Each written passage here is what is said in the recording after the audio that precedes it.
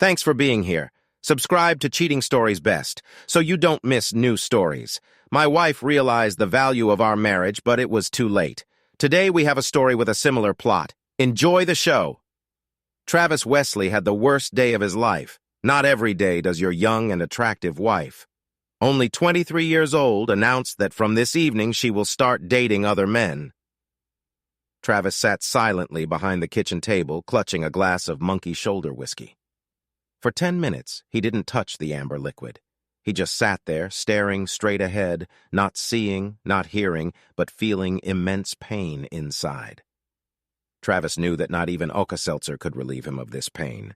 He had heard stories of other men's wives confessing to them that they were dating other men, but he always considered it nothing more than an urban legend. How could a woman assume that her loving husband would agree to such a thing? Travis simply couldn't believe that a woman could be so indifferent to her husband, so blatantly selfish in her desires. Of course, this happened on a Monday, but it was a good day at his company. He even left the office a few minutes after 5, whistling a cheerful tune. Returning home, he still felt quite upbeat until he discovered his wife sitting at the kitchen table, pouring herself a glass of red wine. With a glass and bottle of his favorite whiskey in front of her, he dropped his briefcase, poured himself a glass, and then sat down on a chair. "What's the secret, Lauren?" Travis asked, noticing the sly smile on his wife's face. His wife looked him straight in the eyes and smirked. What he saw in her eyes made him feel uneasy. He nervously grimaced.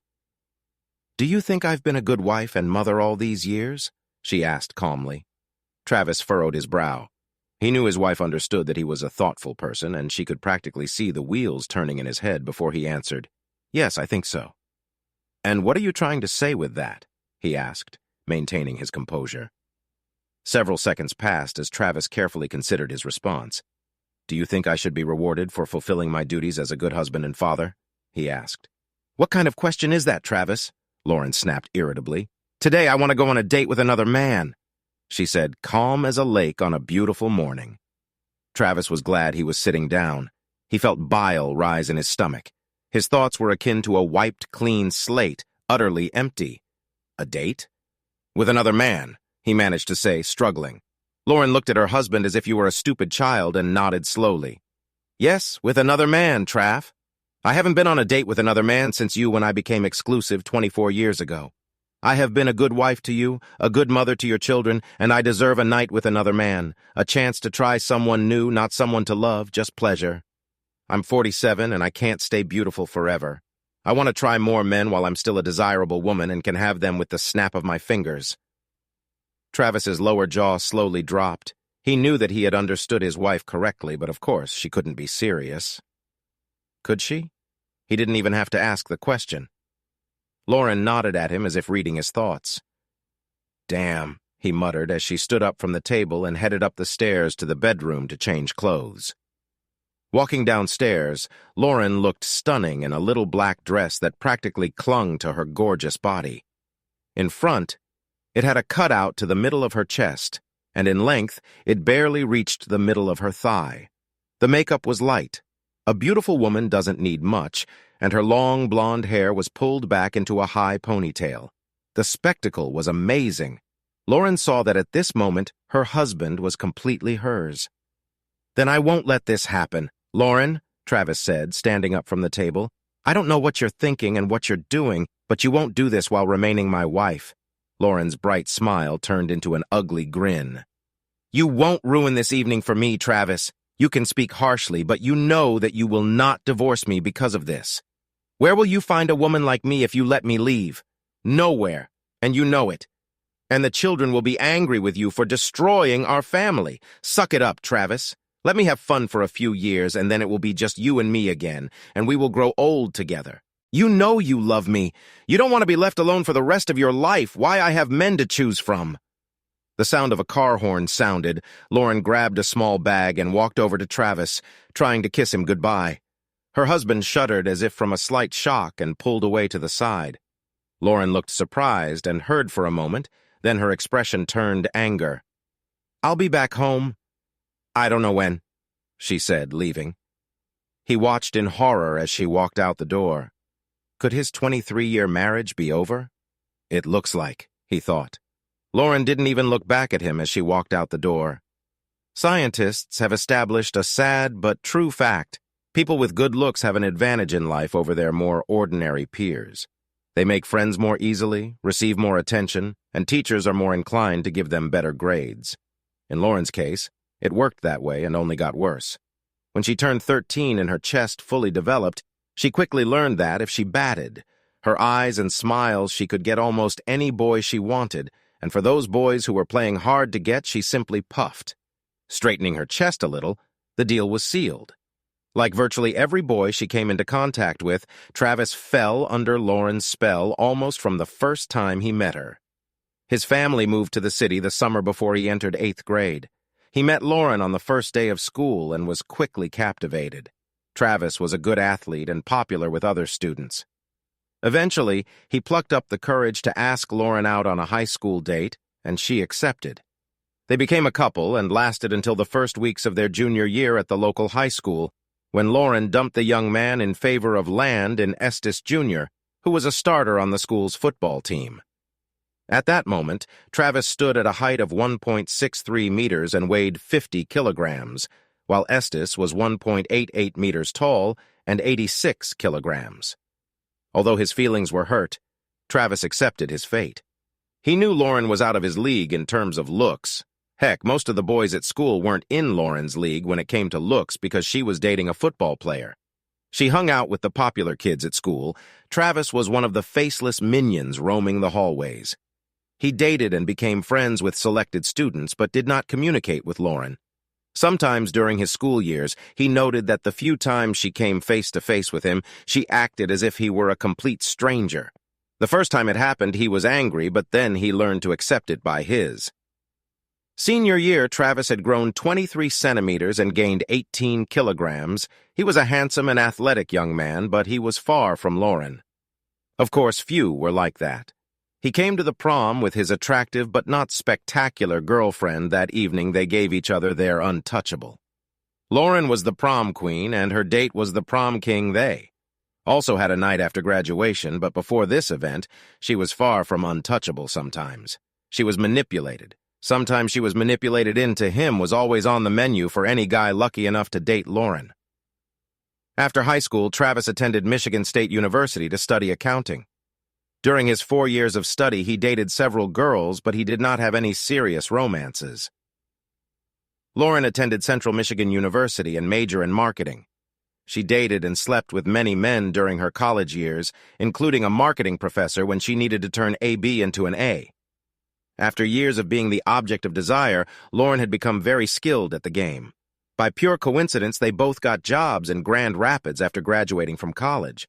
About a year after graduating from university, Travis and several of his work colleagues were enjoying a Friday night at a popular bar and restaurant when Lauren walked in with 2 women.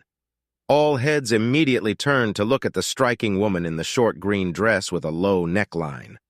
Lauren barely paid any attention to it because at that moment it was expected and she was used to it. "Who is this goddess?" Steve White croaked at the entire table of colleagues. Without having time to think about his words, Travis reflexively replied, "This, ladies and gentlemen, is Lauren the goddess and your humble servant's 8th grade girlfriend." Every head at the table turned from the woman to Travis, many of them with their mouths open. "Have you met her?" one of them asked incredulously. Travis went into this pleasure. He hated drawing attention to himself, any attention. "I was about 14 when we reached senior high school. I was covered with a copper basin, and she ignored me all 4 years. As if I were the invisible man," he said quietly. "So, do you at least have a good story about groping one of the women at the table?" choked one of the team members. The whole team burst into cheerful laughter. This made Lauren and her friends look at each other for a moment. She thought she recognized one of the men at the table, but she wasn't sure. The trio sat down at a nearby table with Lauren facing the table of the man she considered familiar. "Dude, aren't you going to come over and say hi?" White asked. "Jesus, Steve, you're drooling." "Very unimpressive," said the first interviewer, Casey Jello. "She pretended not to know me for 4 years. I don't understand why she would remember me now," Travis said. Several heads nodded in agreement. Lauren continued to study the man, enjoying her food. Then she snapped her fingers and pointed at the man. "It's not good." "Lauren," one of her friends said, "if you point at someone in a restaurant, you might get hurt." In some places, she completely ignored her friend's remark. "I'll be right back," she announced. "I need to say hello to an old friend." Lauren practically jumped out of her chair and walked over to the table where Travis was sitting. "Travis, hello. Very glad to see you," Lauren exclaimed, approaching him. Travis rolled his eyes at his friends and then turned to face his former classmate with a fake, happy expression. "Lauren, it's good to see you," Travis said, almost without emotion, rising to his feet. Lauren entered Travis's personal space and kissed him tenderly on the lips, placing her hands on his shoulders. His colleague sat stunned. Travis, in turn, was also stunned. Lauren realized this and smiled at him with a not entirely innocent smile. She felt very comfortable playing this game, and she knew that he could not do it. "Let's go to our table. I'll introduce you to the girls," she said. She took his hand and practically dragged him with her to her table. He spent most of the evening with Lauren and her two friends. Before he left, Lauren took his cell phone, entered her own number into it, and wrote down his number for herself. Lauren was more than intrigued that Travis seemed to be indifferent to her. This had never happened to her before. He was polite in the restaurant, but spent as much time talking with her two friends as he did with her during the evening. She kissed him on the lips several times, but he never kissed back. On Monday morning, Travis's work colleagues at the bar confronted him about his relationship with the goddess and were stunned when he told them he stayed at the bar for about an hour before heading home. "She's impressive, but she's 14 levels above me." "I understand," he grumbled. "I don't need such grief." Such distress awaited Travis in the parking lot at his workplace 2 days later when he was leaving work. He grumbled to himself as he saw her waiting for him by the car. Although he had to admit that in a dress one size too small, she looked like into monastic. "Why didn't you call?" "Travis," she asked in a quiet voice as he approached her. Travis tried his best not to widen his eyes as he looked Lauren up and down like a hungry man seeing his first meal in weeks. The low-cut top was unbuttoned all the way down to a cleavage, and the hem ended just about 5 centimeters below her crotch. "Damn it," he muttered to himself. As she leaned forward to wrap her arms around his neck and pressed a kiss to his lips, he found himself defenseless. As her tongue slid into his mouth like a snake and attacked him, he, throwing his briefcase and the kiss, dragged on indefinitely. Several of his colleagues who had stopped in shock quickly got into their cars and drove away. They went to a restaurant located some distance from the city center and ate happily, although Lauren spent most of the lunch tugging at the bottom of her dress. Both Travis and the young waitress seemed to be enjoying her struggle. Travis was wary of Lauren, but he was only a man, and when a scantily clad goddess turned on her charm, he was toast. The best he could hope for was to perform well in bed that night. "Oh my God," Travis whispered to himself, looking at Lauren without clothes for the first time. This woman was the goddess Travis had always imagined her to be. If this was going to be his only opportunity to give it his all, he had to be sure that he wouldn't miss his surf because lust would take over his feelings. Having had their fill, they lay face to face and looked into each other's eyes. Lauren smiled lettersly. "Apparently I screwed up big time a few years ago," she whispered. "You have amazing abilities. Who would have thought? If only I had known we've lost several years, Traff." Lauren knew what was happening when it was right in front of her. Although Travis wasn't an elegant looks, he was still handsome, fit, and by the looks of it had a good career ahead of him. He's also very good in bed, she thought, though she said nothing. Despite the fact that Travis had doubts about this woman, mainly related to her self-esteem, their relationship gradually improved. Her beauty was obvious, but he slowly fell in love with who Lauren was. I bought an engagement ring, but before proposing, they sat down and discussed their thoughts on fidelity. She had impressed him so far, but Travis wanted nothing left unsaid between them. "Obviously, I don't know much about your past. I'm not going to ask about numbers or names," Travis said when they sat down at the table for a serious conversation. "What happened in the past will remain in the past. The same goes for me, but I need to know about the future. From now on, I want us to be exclusive, fully. No ifs, ands, or buts. If you don't believe you can do this for us, I need to know now." He placed a small black box on the table between them. Lauren looked straight into Travis's eyes, then back at the box. "I will never cheat on my husband. Never." Travis remembered these words. Apparently, his wife did not consider this cheating since she warned him in advance. He knew that wasn't true. She expected hope that he would take it that way because if he didn't accept it. Travis knew that Lauren had had many opportunities to cheat over the years, and as far as he could tell, she had rejected all of them, like a good wife should.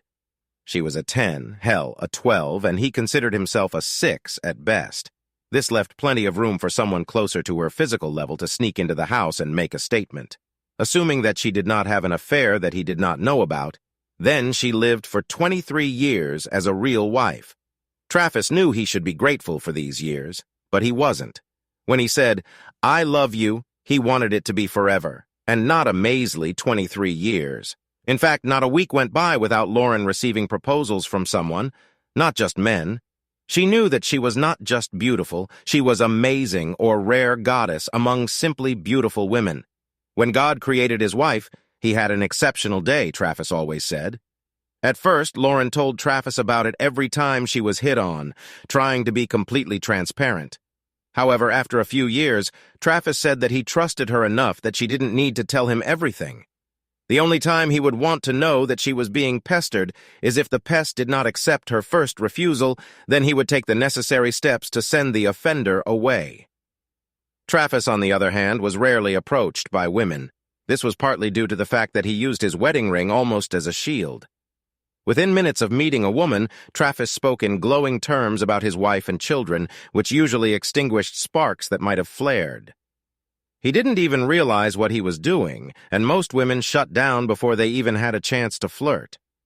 Lauren had no idea that her husband was turning off potential flirts or worse. The almost fairy tale marriage lasted 22 years before Rosa Esposito entered the proverbial Garden of Eden, or rather, came to work at the same public relations firm as Lauren. In the words of a Bob Cedarson, she was a dark-haired beauty with big brown eyes and big chest. Men were attractive like a strong magnet attracts metal.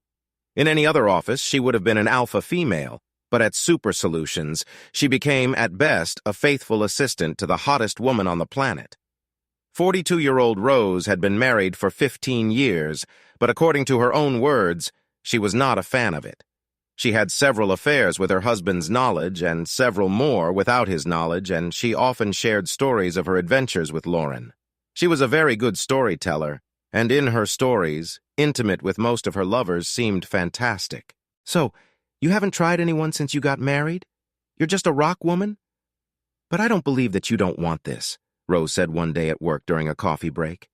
"Well, I'm not saying I'm not curious, but I would never cheat on Travis," Lauren said. In recent months, Lauren had noticed that she didn't feel like she got as much attention from men and bars and restaurants as she used to. More than once, she noticed that the looks that were previously directed at her were received by younger women, and she began to doubt her abilities to visually attract, let alone play the what-if game. "What if hubby lets you try?" "What then?" asked Rose. Lauren's face showed that she had never thought about such a scenario before. The wheels in her head were spinning madly. "I guess if I had permission, then it would be a completely different story," Lauren admitted with a mischievous grin. "Have you ever thought about asking permission?" asked Rose. "You know that everything worth having is worth asking." Lauren had never thought about this before. Her face lit up, then went dark. "He will never give me permission. Never," Lauren said. "Should I do everything for you?" asked Rose. "Unspoken permission, tell him, and then take what you want regardless of his answer. Tell him that he loves you enough to let you do this, that you can get through this because it has nothing to do with love, that you love only him." Travis was awakened by the sound of a car approaching the house. Looking at his watch, he realized that it was a little after 3 o'clock in the morning. A glance at the bottle of Woodford Reserve showed that he had finished about half of it. "Great evening, huh?" he equipped to Lauren as she walked through the front door. Travis looked closely at the cliché his wife had become. Her hair was combed, but tousled, her makeup was missing, her clothes looked rumpled. She didn't look remorseful, but smug.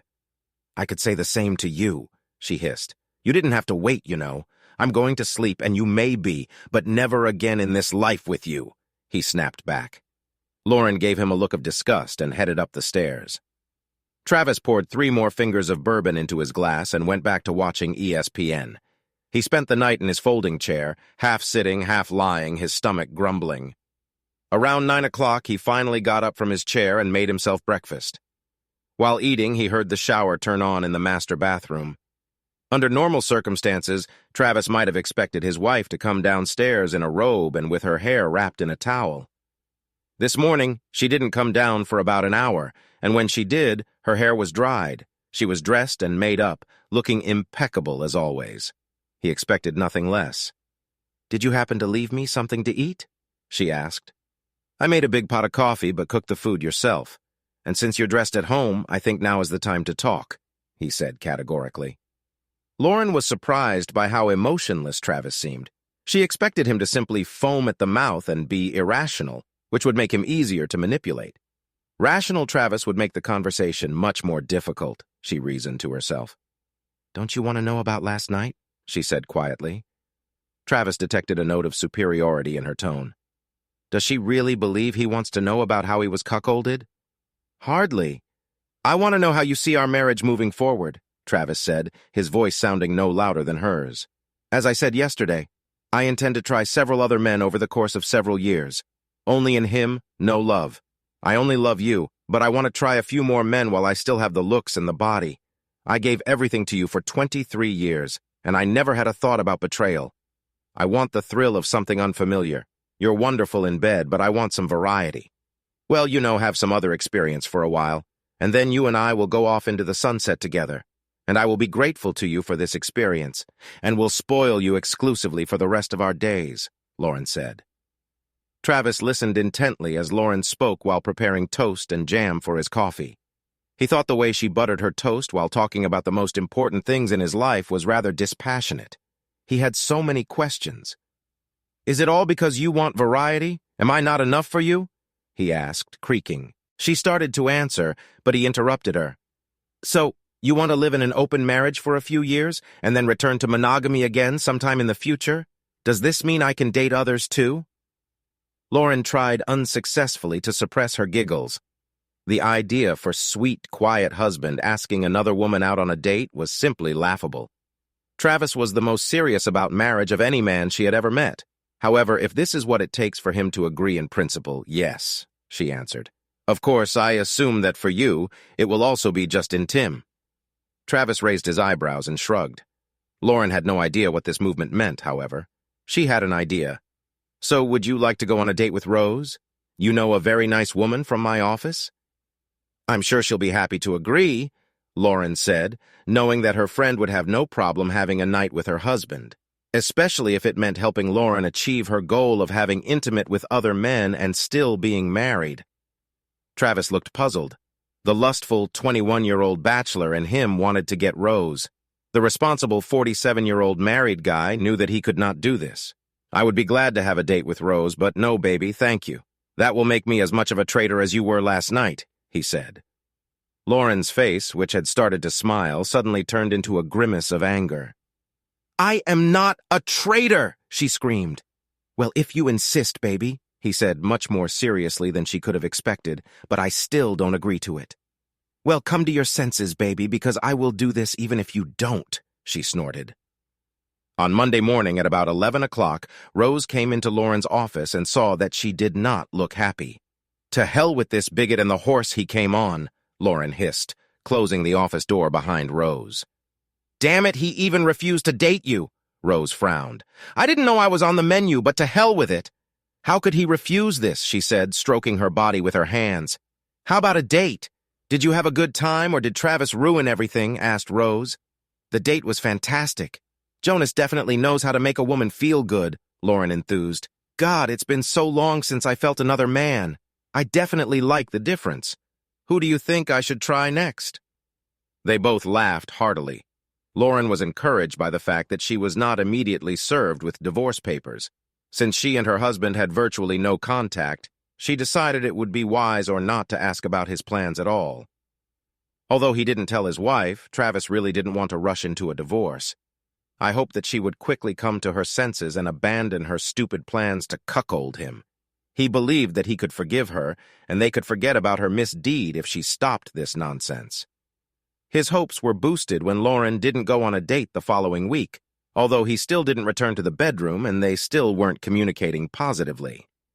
However, the following Friday evening, Lauren was again dressed to the highest standards, apparently ready for a date. "Are you seriously planning to do this again with the same guy or want to use someone else this week?" Travis asked sharply. "Damn, Travis, didn't you hear a word I said? It's not about you. It's about me and my desire to get something before I get too old to attract anyone. It's not that I want you less. I just want more indifferent. You know, people constantly pester me. I just want to enjoy it. I will always come back to you," she said. "What if I don't want you to come back to me? I won't share with you. I won't sit idly by while you have fun. I'm not made for this. I won't wait until you try half the male population of our city. When you had your first date, I wasn't sure yet, but I think I could survive at once. It could be extreme stupidity, but twice it is extreme disrespect, extreme betrayal. Stay outside all night, party all night, we're done." "This is not why I was created on this earth," he said, his voice trembling. "Wow, W, she said, making speaking movements with the fingers of her right hand. "You don't want to lose me.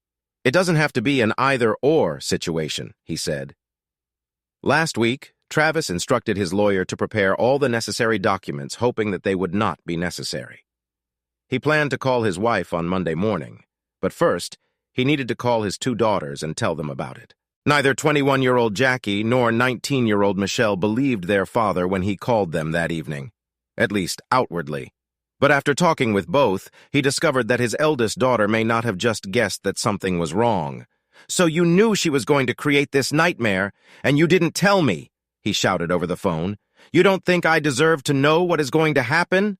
Please, Daddy, I found myself in a very difficult situation. One of you would not be happy with me one way or another, no matter what I did. Besides, it's her body. It doesn't belong to you.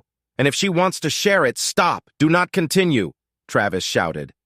"I understand that she put you between us, but don't tell me that she can do whatever she wants whenever she wants because this body is hers. We took vows. The oath abolishes speech about her body," he continued. "I understand," but she muttered briefly and then fell silent. "Damn, baby, I'm sorry, Daddy," she whispered. When Warren walked through the door at 2 o'clock in the morning, Travis was nowhere to be seen. Even though she arrived an hour earlier than her previous date, she looked a little more shabby. Gabriel Esposito was a large, strong man with great physical strength, perhaps the strongest Warren had ever encountered in bed. By the end of the evening, she could hardly move. She knew that by tomorrow she would most likely have a couple of bruises from his grip. Overall, it was a great night, she thought. She could enjoy Gabriel another time. Warren was shocked and embarrassed when she was handed divorce papers at her office on Monday morning. She burst into tears and ran to the ladies' room. A few minutes later, hearing the noise, Rose appeared. "You should have known that he would at least give you the documents," Rose said. "You really hurt him, baby. This is his way of hurting you back, an eye for an eye. Men are such children. He's trying to get you to force things. He won't give up his 23-year marriage and half his belongings. Give him a week to be alone and he'll come crawling back," she said, trying to comfort her. Straightening up, Warren returned to her desk, picked up her phone, and immediately dialed her husband's number. "How could you do this to me in the office in front of everyone? I know you're hurting, but I deserve better. Trap." She practically screamed into the phone. "After 23 years, don't I deserve something better than you unilaterally deciding to open her marriage? If I'm not right for you, couldn't you have just warned me in advance and we could have parted ways like civilized people?" Travis said, "I don't want civility. I don't want to get a divorce. I still love you. You still love me," she wailed. "I still love you, but every time you have a night with someone else, that love diminishes." He growled, "My love is not a bottomless wet like yours. I always thought this was true. Who knows? Maybe we were both wrong." Lauren fought for a divorce. Her lawyer requested and received marriage counseling, although Travis was adamantly opposed. Lauren smiled and Travis frowned as they were ushered into the consultant's inner sanctum and found Lillian Kamak sitting in one of the chairs at the consultant's desk. Data on marriage counselors shows that most believe their job is to reconcile divorcing couples. And female counselors seem to be biased in favor of women, the consultant began. Let's start with correcting the errors. Let's start with the simplest thing, Mrs. Wesley.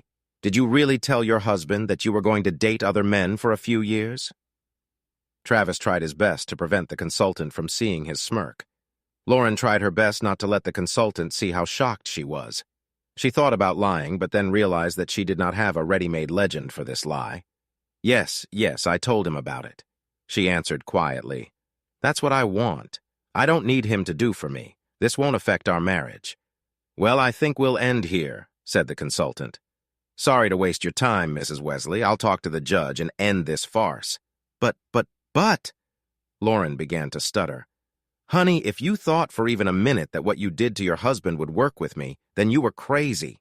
You should be ashamed of yourself, but obviously you don't have an ounce of shame. Frankly, you disgust me, Miss Kamako said. Over the next month, Lauren called and texted Travis several times a day as he rented a small apartment near his home. He did not answer calls or text messages.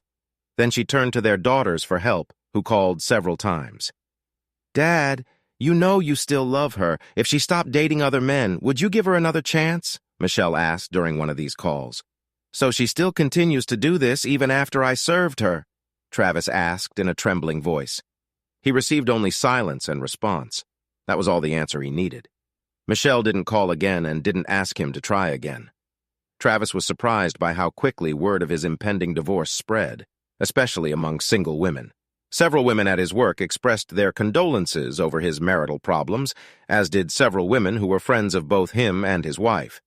He was smart enough to realize that not all of their condolences were altruistic. Connie Maw, his wife's longtime friend, called to express her regret about what was going on in Travis's life. She almost directly offered him a shoulder to cry on, and not just a shoulder. Travis was shocked that his wife's close friend was hitting on him so openly. In all the years of acquaintance, the divorced woman never even cast a sidelong glance at him. I would never pursue a friend's husband. It's just wrong, she told him. But now that you are a free man, the rules are different. I'm letting you know that I'm interested in you. Shocked? I'm flattered, but I'm not a free man yet. Connie and I won't date until the divorce is final. I know I'm being stupid, but I won't cheat, Travis said. You're such a Boy Scout, Trav. This is one of the things I like about you. I always liked it. Can you at least set me up on a date when free? Connie asked. Of course, Travis said, but I don't want to come between you and Warren. You've been friends for many years. I appreciate your sensitivity, but just because it's stupid doesn't mean I should miss out on a good person. I wouldn't even think twice if you were just somebody I didn't know when we just met, Connie said. Maybe I'll call you when I take off the leash, Travis joked. Connie was an Asian beauty, 5 feet tall, with a toned body and waist-length black hair, which was one of the main assets in Travis's eyes. He admitted to himself that he was more than surprised that the woman showed interest in him. Travis was true to his word and called Connie the day his divorce became official. On Saturday evening, they went to a restaurant and then to a local jazz club. Connie noticed that Travis was feeling awkward and commented on it. I feel like an inexperienced 15-year-old, he replied. I haven't been on a date with another woman in over 26 years. Don't tell me the protection in your wallet is the same one you had on your last date before Warren, she joked. Should I have had a protection? Crap. I didn't even think about it. Well, I'm a noob, Travis replied. At the end of the evening, Connie kissed Travis tenderly on the lips. They both felt good after the date, and he promised to call again. Travis didn't think much about taking off his wedding ring on the day the divorce was final, but apparently it was a big deal for unmarried women. Noticing the emptiness on his ring finger, several female employees took notice and commented on it, and suddenly the level of flirting in his office increased noticeably. This was new to him, and one day over lunch he told his best friend at the office about it. There are a lot of beautiful women in this office. How did I not notice this before? Travis asked. You, my friend, were just a terrible henpecked man, said Robert Ardito. You were so deeply in love with this woman that you didn't even look at other women as intimate beings. I mean, she is a beautiful woman, no doubt, but you let her put your courage in her purse, and maybe that was part of the problem. She is constantly being tested in as value, and you were so trained. Such a vibration emanated from you that not a single woman even looked at you in the first month after the divorce. In the first month after the divorce, Travis went on 4 dates, 2 of them with Connie. He hadn't yet managed to sleep with any of the 3 women he dated, but that wasn't his goal. In the second month, he was just as in demand and slept with 2 women. Travis's daughters, who have been in contact with their mother more than their father in recent months, have heard or constantly assert that, while she can virtually any man with just a snap of her fingers, their father is an ordinary man in his 40s who finds it difficult to even find a mate, not to mention a permanent girlfriend. They began to feel sorry for their father, and one Saturday morning, about 2 months after the divorce, they went to his apartment together unannounced. Travis was unhappy that he was woken up at 836, especially since he had entertained his companion until late the night before. Sonia, a 25-year-old girl, was the daughter of a friend who needed a reliable gentleman for a wedding celebration. The evening went so well that the couple decided to end at Travis's apartment. At that moment, she was sleeping in his bed when he opened the door in a robe. "What?" he asked, throwing open the door and seeing the smiling faces of his daughters who were holding bags of bagels, smoked salmon, and cream cheese. "Hello, Father. Could your 2 beloved daughters come over for breakfast?" Jackie said as the couple entered the house. Travis kissed them both on the cheek and led them to the kitchen table where they emptied the bags they had brought with them. They were just putting away the bagels when Sonia came out of the bedroom wearing more of Travis's white shirts, half-buttoned, and probably not wearing anything else. "Sorry, I didn't know you were expecting guests, baby," Sonia said. "Mom said that you were your own boss." No, Sonia, these are my daughters, Jackie and Michelle," he said, pointing to his daughters with the appropriate names. "We went to have breakfast, bagel with salmon." Sonia giggled, causing her large chest to jiggle under her shirt. She brushed her thigh against Travis's arm and sank into the chair next to him. The 4 of them engaged in normal small talk for a while until Jackie asked if Travis had spoken to Lauren lately. He frowned for the first time in days. Until this moment, he had believed that it was almost impossible to get upset when being around Sonia, although she was a little hard for his 48-year-old body. "I have to tell you, Dad, we thought you were already missing Mom," Michelle said. "We know that she misses you, but I thought that when I was gone, she would live her life to the fullest. I know that I was an anchor for her, though she was hanging out with them 2 at a time in her old bed." "Dad," Jackie exclaimed, while Sonia giggled and Michelle frowned. "She's not a ledger, you know. Really, think about this for a second. How many different guys has she had a night with since we broke up? And those that I knew about before I left?" Both girls blushed and lowered their heads. Wow. If it's 2 guys a month for what? 10 months? That's 20 different guys. With 3 guys a month, 30 for me. "There are a lot of guys," said Sonia. If looks could kill, Travis's daughters would have Sonia in her grave in a matter of seconds. She was well aware of this fact. "Hey, don't blame me if a woman can't keep her legs closed," Sonia said. Children, let's not ruin my good weekend," Travis said. "Sorry," all 3 young women muttered at the same time. "So you are a couple?" Jackie asked Sonia quietly. "You don't look older than me. Your dad said that we are the same age, but don't worry, I'm not going to ever become your stepmother. We're just friends. He's a great guy. He was my date at the wedding reception last night, and he's kind of a hottie. Did I mention that he's also a great guy?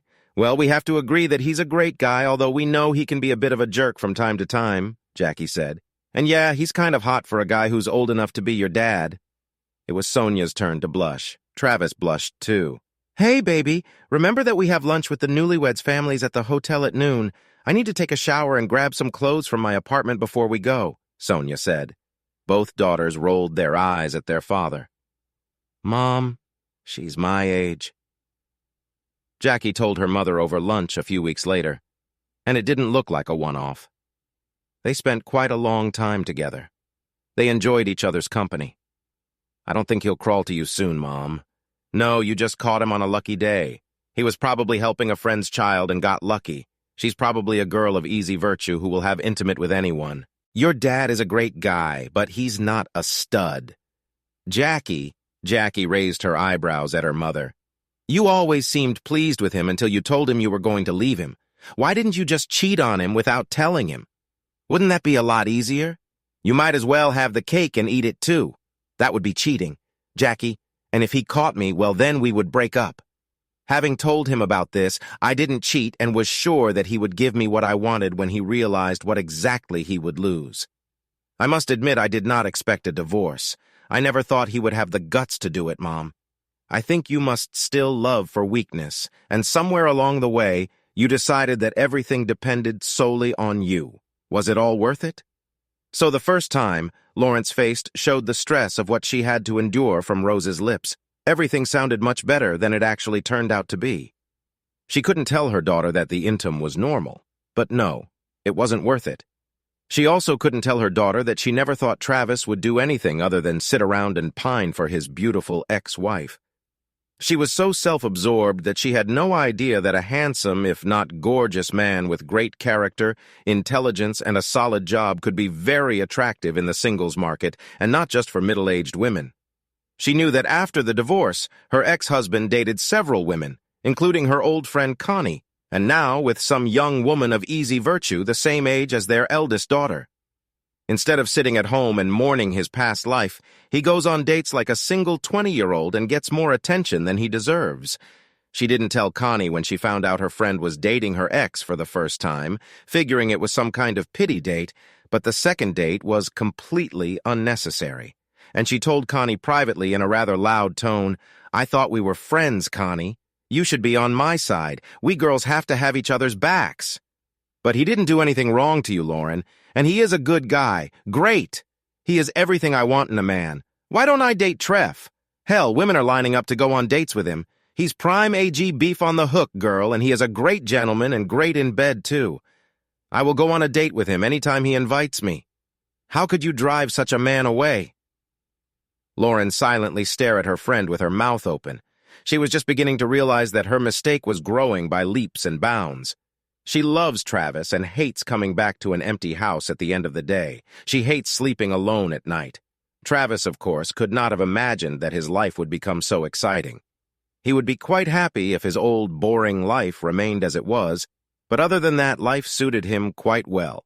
Work is good, social life is great. He enjoys being with several women of different ages and most of his dates in bed. He is certainly not looking for a long-term partner at the moment, but he has sure enjoyed this smorgasbord.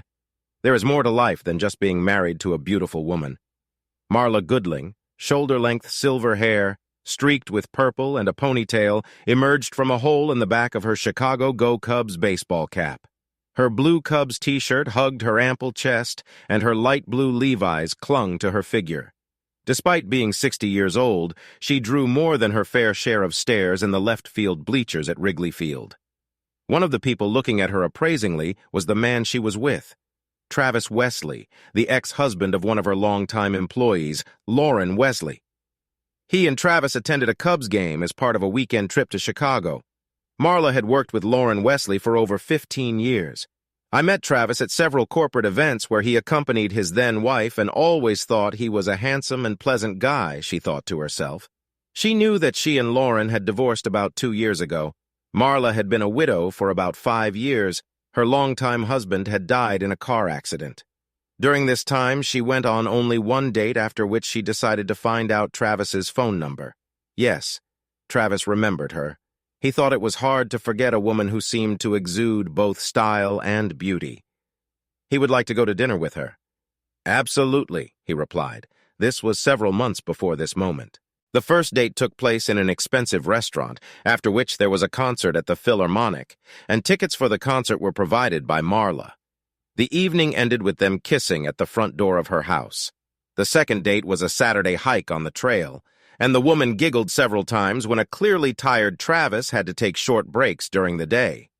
It appears she and her late husband were avid climbers and hikers, and although Travis thought he was in good shape, it turns out he was wrong.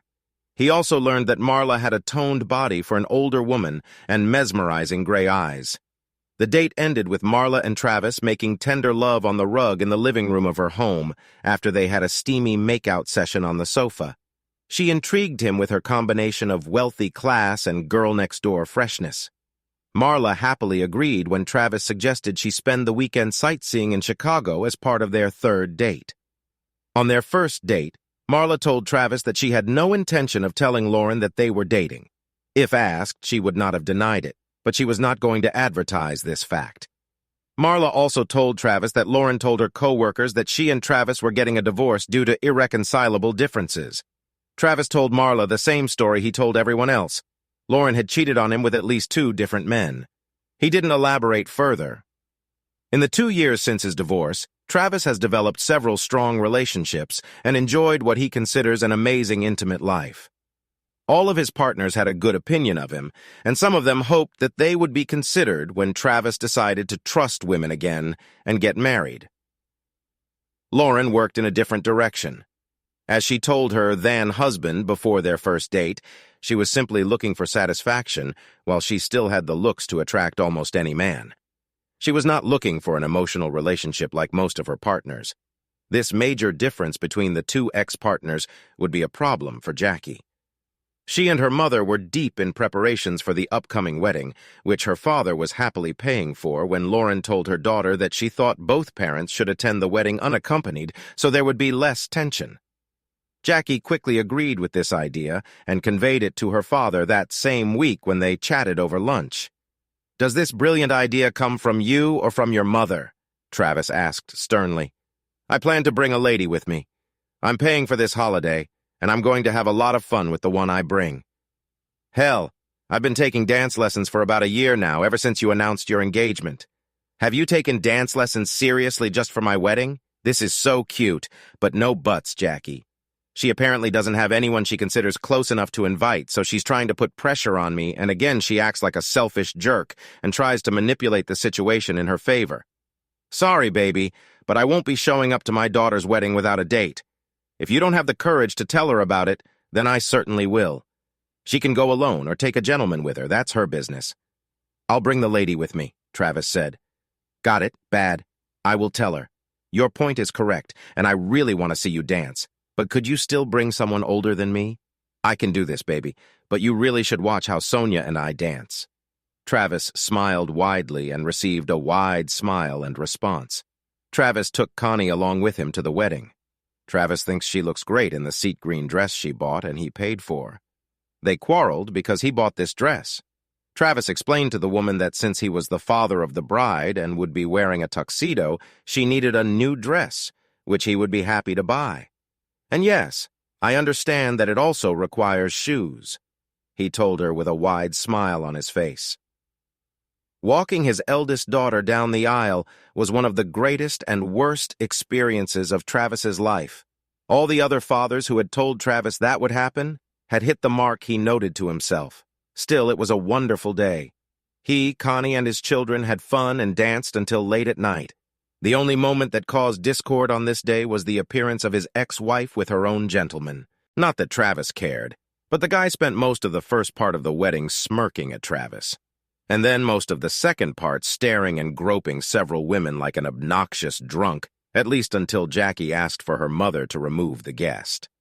Lauren, clearly embarrassed, apologized profusely and quickly ushered the man out the door before leaving with her date. Lauren still took the time to follow Connie into the women's restroom. "You're the one who stole my man," she said to Connie when they were in the toilet. "I'm sorry, but I've never stolen a man from anyone," Connie answered. "He divorced you before we even started dating. You have no one to blame for this divorce but yourself. You threw away a great man for cheap night." Lauren's face turned purple. Her eyes, which had initially been staring intently at the other woman, suddenly dimmed. She lowered her head and stood motionless as Connie walked out the door. Connie never said a word to Travis or the family because she didn't want to ruin their special day. A few months after the wedding, Michelle visited her father and seemed restless. Travis watched her for a moment before asking the question, "Okay, Mitch, what's going on? You've been kind of nervous all evening." Michelle blushed deeply and began to stutter. Travis knew something was very wrong. Dad, you know Mom talks about getting back together with you from time to time, about how she will win you over when she stops having intim with other guys." You two didn't have a night or anything, did you?" she asked. "My nightlife is none of your business." Young lady, Travis snapped. But no, I didn't sleep with your mother. And what? Yes, the fact is that she has a venereal disease, Dad. I heard the end of her conversation with her friend Rosa, and she said that she had syphilis, Michelle said quietly, without looking her father in the eyes. Travis looked surprised and then sad as Michelle watched him out of the corner of her eye. I guess you're telling me this because you're worried about me, Travis said. But it is standard state policy to tell all possible recipients of the disease that they need to be tested. I didn't know that. I was just worried about you, Dad, she said. I know Mom is still sleeping around. Several of my friends warned me that she was quite promiscuous. It's always awkward when a friend tells you that your mom isn't perfect. A few days later, Travis received an unpleasant call from Mara. He immediately realized that she was worried about the same things as Michelle, although she obviously also had concerns about her own health. If you're wondering if I slept with my ex, the answer is not just no, but hell no, Travis said. Believe me, Mara, I understand your concern, but I can't help the fact that my ex is a scandal. The scandal is the nicest thing I've heard about her in a long time. In recent months, her activities outside the home have become the subject of gossip on the sidelines. It seems like the longer she's single, the more she loses her guard, Mara said. Lauren used her STD as a starting point in her plan to get Travis back. She was satisfied that she had had enough men to last her for the rest of her life. 6 months after the doctor said she was cured, she began a plan to get Travis back. She was still slightly resentful of Travis for divorcing her the first time, which was not her original plan. This plan might have worked if other women had not started hunting Travis. Lauren had no doubt that she was a treasure. She didn't expect Travis to be as attracted to other women. I know he's a great guy, but can't these women see that he's nowhere near my level of intimate? She said to Rose one day as both women sipped margaritas at the bar waiting their dates for the evening. Rose pushed her friend to her current lifestyle. She knew that Travis was quite handsome, but she greatly underestimated the depth of his personality. Also, because he always obeyed his wife, she expected Travis to just sit around and mope while his wife had fun with other men. Who knew that Travis had such an intercourse? Lauren and Rose had been keeping an eye on Travis since Lauren gave him the ultimatum. And in truth, it turned out that his post-of-orc life was almost as intense as Lauren's. If Lauren had been more honest with herself, she might have admitted that her ex-husband's intimate life seemed to be much better from an emotional standpoint. Travis was more than surprised by the voice on the other end of the line. He hadn't spoken to his ex-wife for almost 2 years. One of his daughters must have given her his new cell phone number. He didn't forbid them to do this, but he said that he did not consider it necessary to ever speak to her directly again. "Hi, Trev," she permed in her sweetest tone. "I think it's time for us to talk. I thought we shouldn't talk until Mal got married, but since this is not yet the case, maybe we will return to silence again." Travis said, still the same Travis, still trying to deny that you love me. "But you know what? You love me.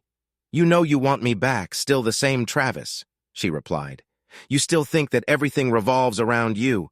Look, Trev, I know you're still mad at me, but I really love you. I probably should have just cheated on you and kept you in the dark, but that would have been cheating.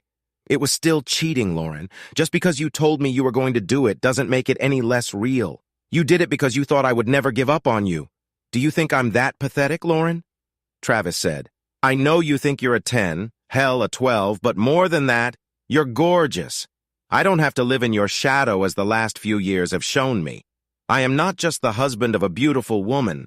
Other women want what I have to offer and are willing to repay me emotionally. My last few years have been absolutely wonderful. Why would I want to date a selfish woman again who clearly doesn't respect me, and no matter what she says, doesn't love me the way I loved her? Loved her in the past tense." After disconnecting, Travis put down the phone and turned to the woman next to him. "Are you ready for the second round?" he asked Sonia. Sonia eventually found her soulmate and married him, but Connie and Mara continued their relationship with Travis. He fell in love with both of them in his own way, but never married again. They also loved him in their own way, and both women accepted this relationship together. Moreover, a few years later, both were invited to attend the wedding of his second daughter, Michelle, with Travis. This did not please Lauren, who did not invite her boyfriend to the wedding. She complained to her daughter, but Michelle did not support her. "After me, Jackie and her family, Connie and Mara, are the 2 closest people in the world to Dad," Michelle answered. They loved Dad for who he is and put him above their own selfish interests, which not everyone can say about themselves. He was yours and you left him for more intimate. Why? Simply because she was afraid of getting old and thought that he had no other options, that he would never give up on you, not for anything, and not for anyone. Travis was happy with his life, even if it wasn't his first choice. He left a situation that he considered unacceptable. Lauren's life was not one of loneliness and remorse. After all, she was still a beautiful woman, and beautiful women often just need to show up for men to start hitting on them. Lauren was often approached and had quite a few short-term relationships. However, none of them developed into anything long-term. Looking back, Lauren had to admit that she regretted telling her husband that she was going to leave him, only because she still couldn't come to terms with the fact that Travis had given up on her so easily. How could she have miscalculated so badly? She often wondered to herself. She was a 12 out of 10, but he was only a 6. It shouldn't have ended like this. How about today's story? I think the husband did absolutely the right thing in deciding that diversity after decades of marriage is not acceptable. Let me know what you think in the comments. See you in the comments.